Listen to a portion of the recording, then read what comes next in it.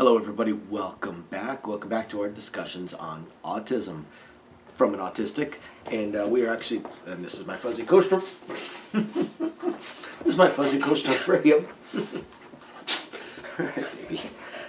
And my whole family actually, all of us, myself, my wife, my stepson, although my stepson presents with a few more of the more commonly associated symptoms of autism, but we like to give you guys information and maybe help people either understand more about it, learn more about it, possibly want to help with the research. Just look in some of the links down below. Autism is the fastest growing learning disability in the United States. The fastest growing. Now, it is not something that we think is increasing in frequency so much as our diagnostic and testing is getting better, so we're identifying it more and more and more. But it is also the least funded of all of the learning disabilities. So if you guys are interested in helping out or just learning more about it, just again look in the links down below, or keep checking in with us. So today I just want to talk about some facts, some statistics about autism. The first one, currently, 1 in 44 children are diagnosed with autism within the United States. Now, that number has significantly increased from 1 in 150 not that long ago, and obviously less and less the further back we go. Now, again, it's not that we think that there are more frequencies of autism. Science has already disproven all of the various conspiracy theories of what may cause autism, and generally it's genetic. Generally, there are some other factors that they occasionally find, but for the most part, it is genetic, and we've just gotten better at identifying it. We're going to have videos where we're going to talk about some famous people in history that were very, very likely autistic, and some famous people now that are either likely autistic or actually have been diagnosed as autistic. It is far more prevalent than people think. So again, 1 in 44 people. So you have to understand, you probably know. You probably interact on a daily basis with a couple hundred people, so you're interacting on a daily basis with quite a few autistic people. You just don't realize it because of things like masking and our abilities to blend and what we eventually learn and how to blend. Which is also another reason why a lot of autistics, there's this growing movement amongst autistics to have it more recognized as simply almost a divergence of, not even a divergence, just another subset of people. There's just this growing movement of saying, stop looking at autism as retarded or anything along those lines. They're saying it's no different than looking at someone based off of their race, based off their national origin, based off of their religion or their religious background, or even their gender or how they identify. It's something that can't be changed. It's what we are, and it's not necessarily a bad thing. It's not always a bad thing. It becomes a bad thing in how most autistics are treated, not in how they get by in their day-to-day life, for the most part. Quite a few of them. However, we do, of course, have those ones that struggle a little bit more in day-to-day things. So out of those 1 in 44, over half of them will classify as having either a borderline or an actual intellectual disability. And those are the ones that you tend to think of more when it comes to autism. The people that are very, very obvious, that have speech difficulties, that have cognitive difficulties, things that are super, super, super obvious. People don't think of autism and autistics as people like me that can mask it very, very, very well, or my wife, or a number of other people that I know, and all the people that you probably know that are autistic and you don't even realize it. Now, also currently, boys are 4 times more likely to be diagnosed as autistic than girls. Does that mean that boys are 4 times more likely to be autistic? I don't think so, and neither do scientists. We don't know if it's exactly an even 50-50 split, but because of the way it presents, it tends to present differently in women, and a lot of the diagnosis for autism is mostly based off societal norms and some behavioral issues, but even those behavioral issues are based off off of societal norms, such as stimming. Stimming is not considered normal, so it stands out. It's something we see. And there are different societal expectations for women versus men, which possibly helps in the diagnosis of boys. It makes it more difficult to diagnose when it comes to women. Now, 40% of autistic children do not speak. 25% of them will have some words by 12 to 18 months and eventually lose them. Just because an autistic child is nonverbal does not mean, one, they do not understand, two, they do not comprehend, and three, that they will not eventually speak. I have personal experience with a child that was still nonverbal at 4, borderline nonverbal at 5. At 6, was years ahead of the rest of his age group and his class when it came to speaking, reading, comprehension, mathematics. So just because they're nonverbal at the normal age of speaking does not mean that they will remain nonverbal. It does not mean that without the proper resources and help, they will not become fully fluent, because that happens all the time. Now, autism varies greatly. There are no two autistic people that are alike. There are so many symptoms, you could say, and so many issues with autism and how it presents and how individual people deal with it, that it is absolutely impossible to say two autistic people are alike.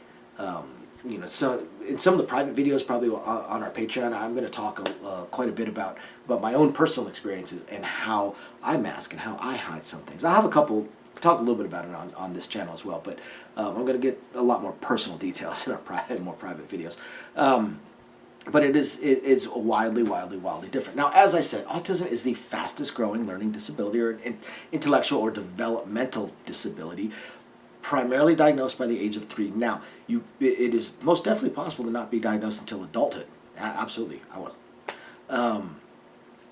But it is also the most underfunded.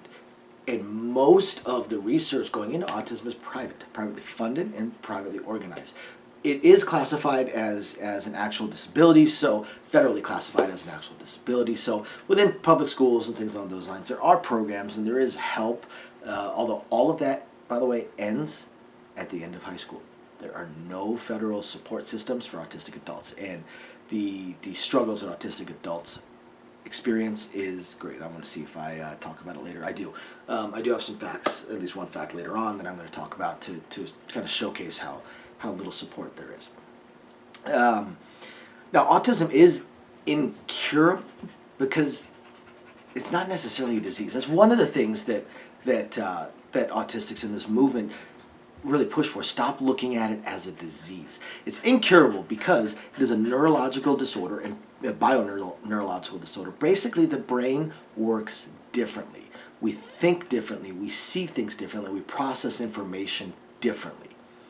This has actually led to some great advances in science. And while it is incurable, they do say it is treatable if caught early enough and if diagnosed early enough and with programs to help with it. Now, those programs can be somewhat controversial, especially within the autistic community, but depending on what level of the spectrum somebody is, they could very, very, very well benefit from it. The thing is, although some autistic people do not like the terms high functioning, low functioning, things along those lines, the fact of the matter is that there are some of us that are unable to care for themselves. They're just not unable to care for themselves at any point in their lives. And what some of these treatments hope for, is to help minimize that. To help, if we could teach them from an early age on to be able to do some tasks, eventually some of them that would not have been able to care for themselves may eventually be able to care for themselves. Now, again, that's a smaller percentage of the spectrum, but the spectrum covers such a wide area. Now, all behavioral interventions, they are hit and miss. Adult autistic spectrum disorder treatment very, very, very much must be carefully individualized. For children, especially under the age of 3, we have somewhat more structured programs, but again, they're not always the best, and they are somewhat controversial, such as ABA. That's the biggest one, Applied Behavioral Analysis. And it is, excuse me, I'm suffering from a cold right now.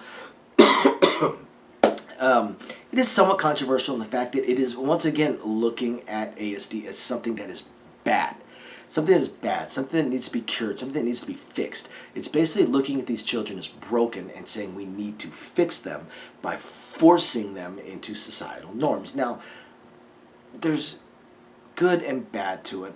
There's pluses and minuses to it. Obviously, we need to be able to enter society. We need to be able to function within society. And we need to be able to care for ourselves and have our own lives. So learning how to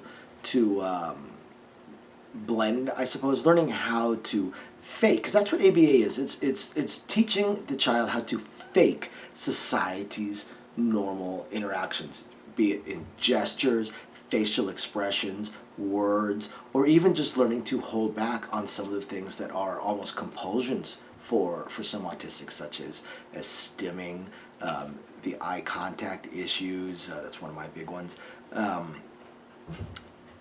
The sensitivity to sounds and sights, or sounds, sights, textures, tastes, things along those lines. Learning to basically get a grip on those, hold those in, hold those down, and basically pretend it's not there. That's basically what ABA is. It has had a lot of success, do not get me wrong. Has had a lot of success, but there are some negatives to that as well. Hello, Fuzzy. And, hi. One thing, parents cannot and do not cause autism.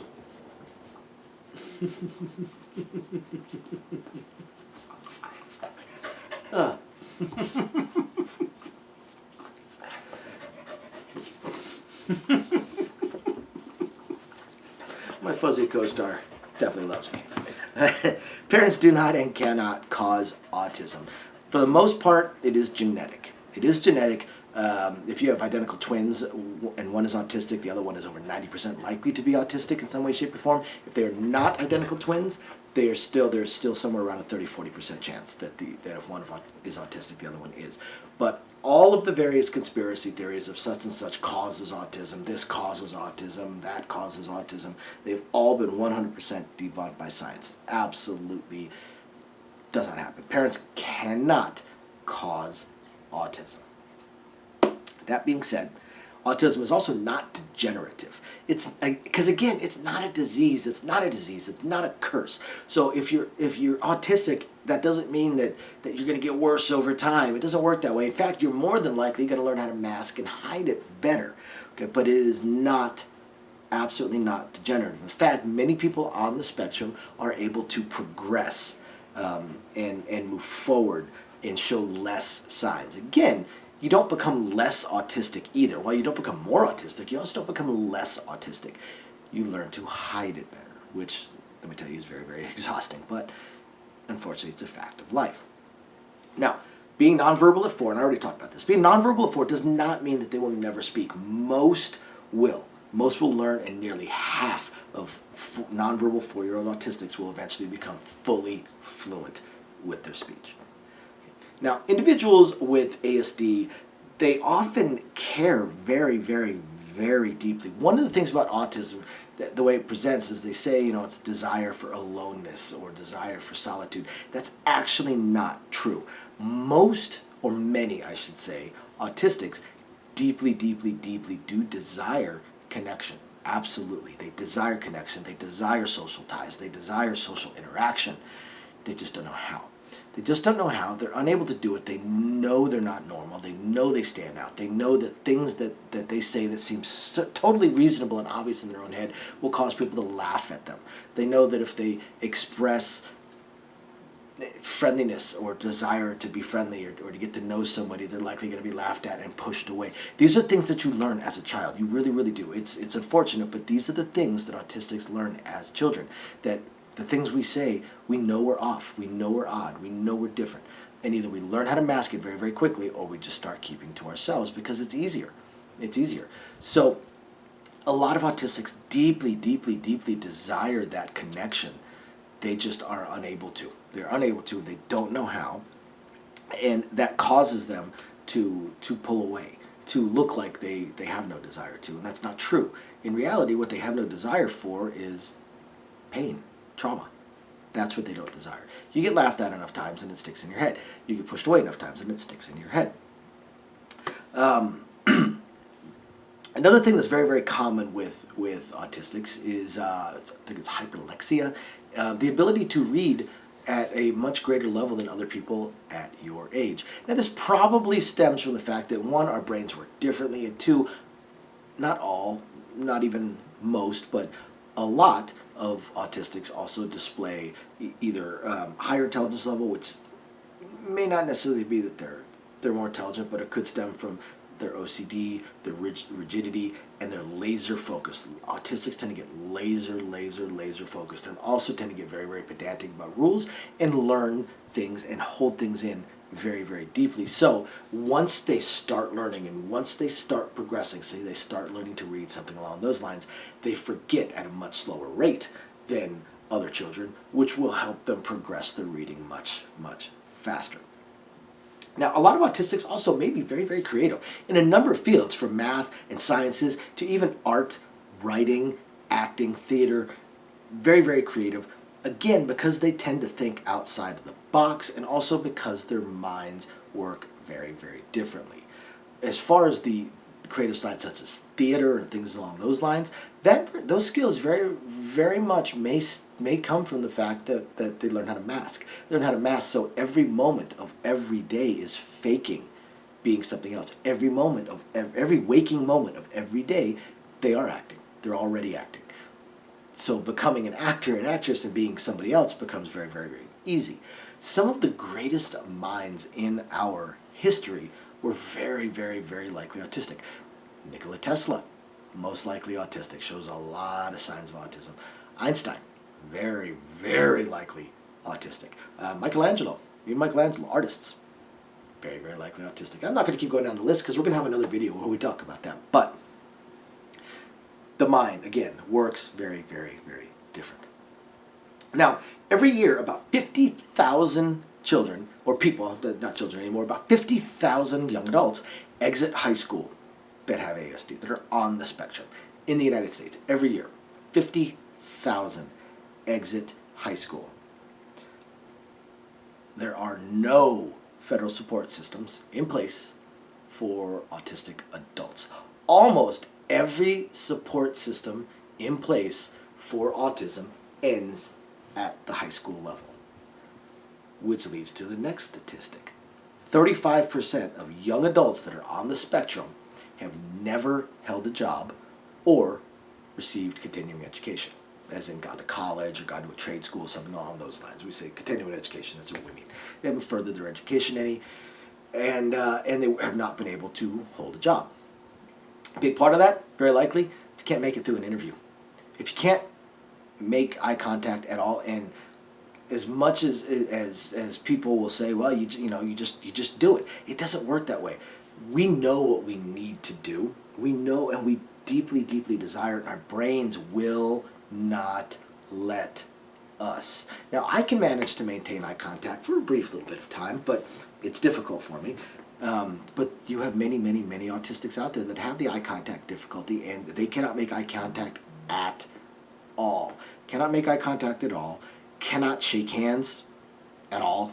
But will not do that touch. So can't make eye contact. Will not shake hands. And slightly awkward on their speech. They're not going to get jobs. They're not going to make it through a job interview. They're just not. And 35% of young adults on the spectrum have never held a job or received any further education, which is probably why the average cost of ASD, autistic spectrum disorder, is about $60,000 a year. They estimate somewhere around $1.6 to $2.4 million a year. Now, it really depends. It really depends where on the spectrum. I mean, you have to figure these young adults, they're probably being taken care of by their families. Probably being taken care of by their families, which is just another financial burden on the families. Nothing they can do about it. They love their children and their family members, and they're likely being taken care of that way. Same thing for children, though. upwards of $60,000 a year. We send our son to a private school.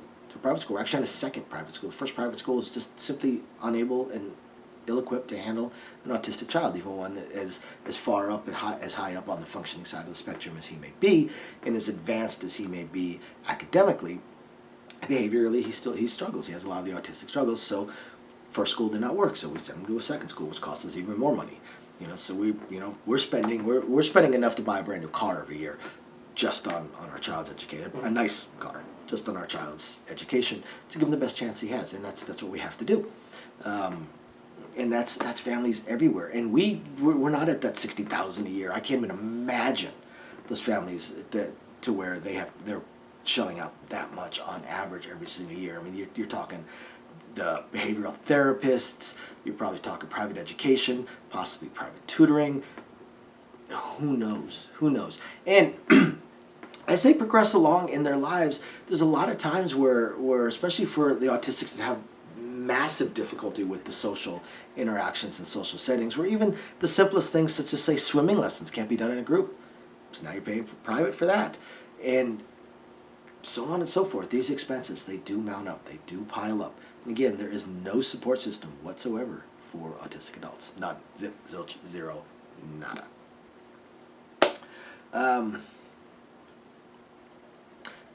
Final statistic, final fact, 28% of 8-year-olds that are on the ASD spectrum, they have some form of self-injurious behavior. And we're not talking like what you're probably thinking, your high school or junior high, emo goth, cutting their arms with razor blades kind of things.